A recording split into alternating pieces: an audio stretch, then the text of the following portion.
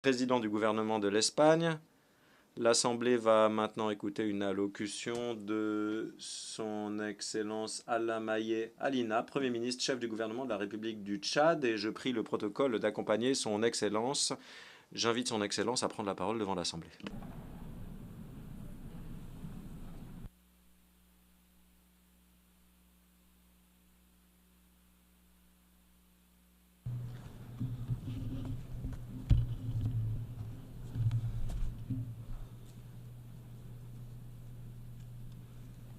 Madame la Présidente, Mesdames et Messieurs les chefs d'État et de délégation, Mesdames et Messieurs, avant tout propos, au nom du Président de la République du Tchad, de ma délégation et en mon nom propre, je tiens à adresser mes chaleureuses félicitations à M. Filmo Yang, ancien Premier ministre de la République du Cameroun, pour sa brillante élection à la présidence de la 79e session de l'Assemblée générale. Je lui souhaite un plein succès dans sa mission et l'assure du soutien de la délégation tchadienne tout au long de son mandat. Je tiens également à exprimer nos sincères remerciements et nos vives félicitations à M. Denis Francis, président sortant de l'Assemblée générale, pour l'excellent travail accompli au cours de son mandat. Je voudrais aussi faire part de ma très haute appréciation et de mon soutien total à M. Antonio Guterres, le secrétaire général de l'ONU, pour son leadership et son engagement en faveur d'une organisation des Nations unies renouvelée, capable de répondre aux attentes des peuples du monde. Excellences, Mesdames et Messieurs, le thème de cette session, l'unité dans la diversité, pour l'avancement de la paix, du développement durable et de la dignité humaine, partout et pour tous, résonne profondément avec les aspirations et les défis que nous rencontrons au Tchad, en Afrique et dans le monde entier.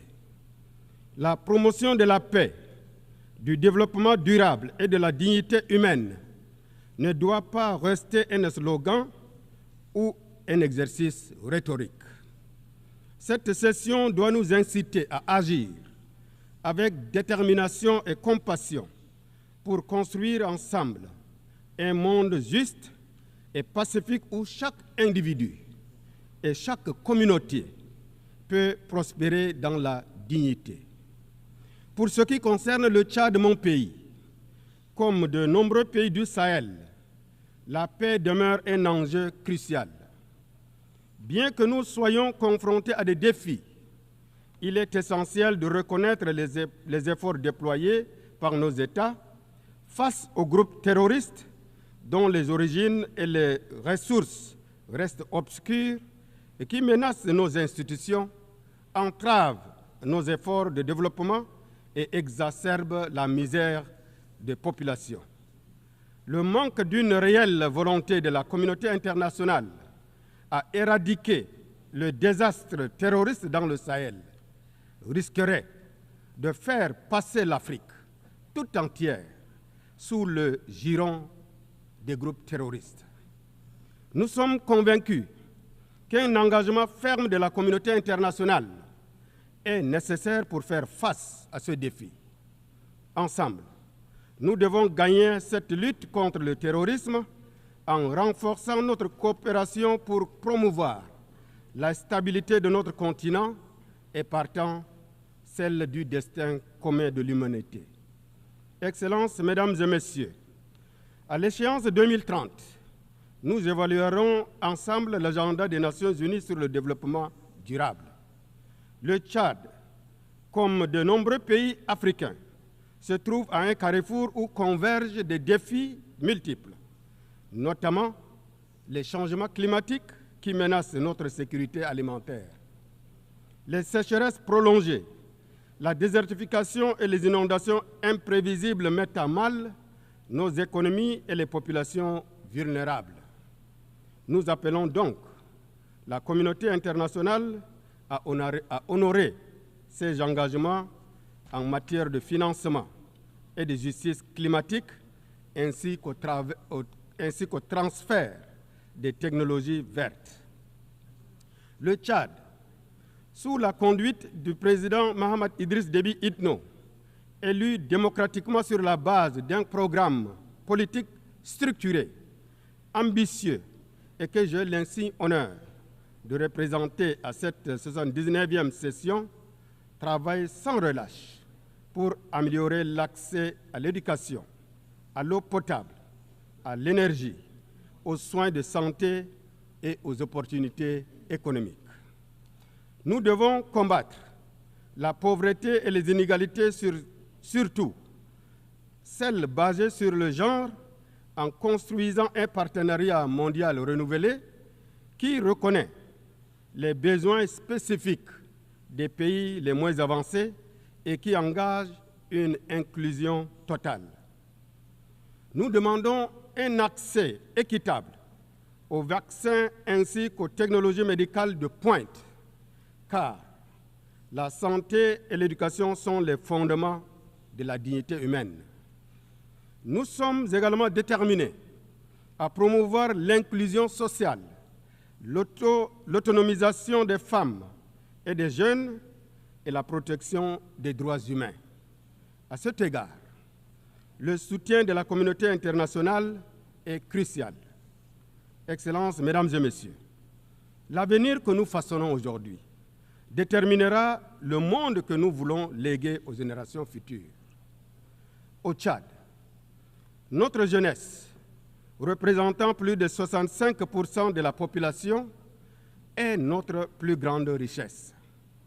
Nous investissons dans son éducation et sa participation à la vie politique pour éviter son instrumentalisation par le radicalisme et l'extrémisme violent. Par ailleurs, nous appelons l'Organisation des Nations Unies à soutenir un marché de travail ouvert et à garantir un environnement propice à l'épanouissement de la jeunesse. L'immigration de la jeunesse africaine trouve ses explications dans le grand fossé qui sépare nos États, alors que nous avons un destin commun. Mesdames et Messieurs, dans le cadre de notre politique intérieure, nous sommes fiers de notre transition politique couronnée par les élections libres, démocratiques et transparentes qui ont consacré l'élection du président de la République, Mahamat Idriss Déby Itno, à la magistrature suprême de notre pays pour un mandat de 5 ans le 6 mai dernier. Ce tournant témoigne de notre engagement envers une gestion pacifique, démocratique et inclusive du pays, renforçant ainsi notre démocratie. Excellences, Mesdames et Messieurs, le changement climatique représente également un défi mondial majeur, avec des conséquences dévastatrices dans les régions vulnérables comme le Sahel. Les récentes inondations dans mon pays, avec plus de 1,5 million de personnes affectées, illustrent cette réalité. Devant l'ampleur de cette situation, nous faisons appel à la solidarité internationale pour faire face à cette urgence. En parallèle, notre pays accueille plus de 2 millions de réfugiés, représentant environ plus de 15% de notre population. Cette situation pèse lourdement sur nos ressources et aggrave l'urgence humanitaire. Ce chiffre s'explique par un afflux massif de réfugiés soudanais, conséquence de la crise dans leur pays, s'ajoutant aux centaines de milliers de réfugiés provenant d'autres pays voisins. Nous appelons à une solidarité renforcée de la communauté internationale pour soutenir les réfugiés ainsi que les populations hôtes. Excellences, Mesdames et Messieurs, la poursuite des hostilités au Soudan prolonge les souffrances des populations civiles soudanaises et aggrave la situation humanitaire tant dans les zones de combat que dans les pays voisins tels que le Tchad, qui continue de voir affluer chaque jour des nouveaux réfugiés. Le Tchad déplore que de nombreux appels à un cessez-le-feu ne soient pas entendus par les parties belligérantes. Mon pays est vivement préoccupé par la poursuite des affrontements au Soudan, accentuant la détérioration de la situation humanitaire et ses répercussions sur les pays voisins, dont le Tchad.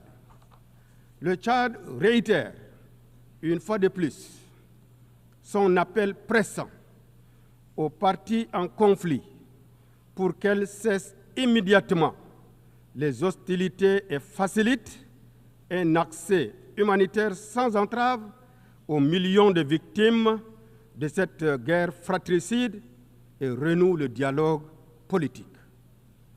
Le Tchad reste convaincu que la crise actuelle au Soudan ne saurait trouver de solution par les armes, mais par la voie pacifique, à travers un dialogue intersoudanais en vue d'une paix durable.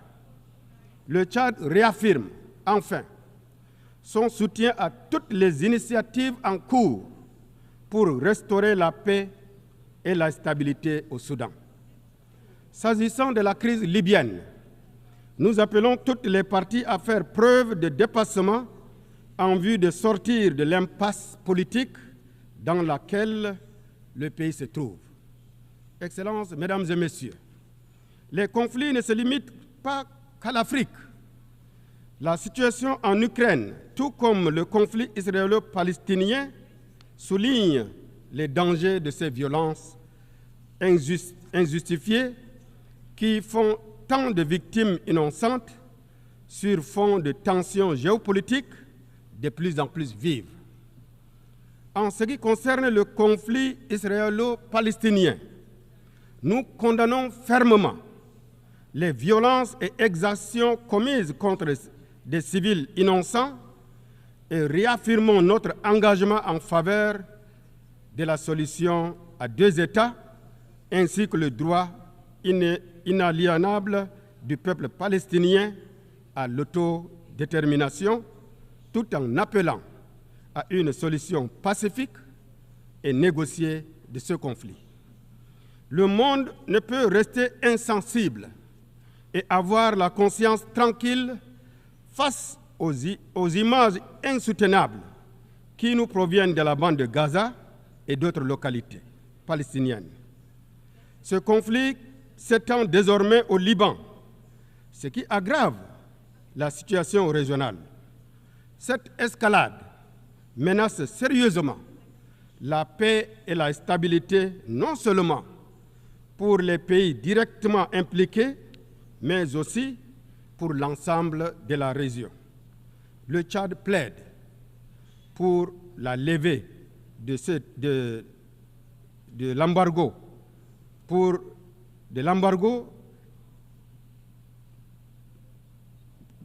sur le Cuba, qui nuit à son peuple et entrave son développement. Excellences, Mesdames et Messieurs, je réaffirme l'attachement du Tchad à la position commune africaine sur la réforme du Conseil de sécurité telle qu'exprimée dans le consensus des Ulvini et la déclaration de Sirte et en appel au sens de justice et de solidarité de toutes les nations pour accélérer cette réforme tant souhaitée et attendue. L'Afrique ne demande pas autre chose que la réparation d'une flagrante injustice causée à tout un continent qui compte plus de 1 milliard d'âmes, privées injustement de sa place légitime dans la gouvernance mondiale. Madame la Présidente, Excellences, Mesdames et Messieurs, le chemin vers un avenir de paix, de développement et de dignité humaine est semé d'embûches. Mais il est de notre responsabilité collective de le tracer. Pour conclure, le Tchad réitère son attachement aux idéaux et aux principes fondateurs de la Charte des Nations Unies et exhorte la communauté internationale à renforcer le multilatéralisme afin de bâtir un monde pacifique, plus juste, plus équitable et plus solidaire. Je vous remercie pour votre bien aimable attention.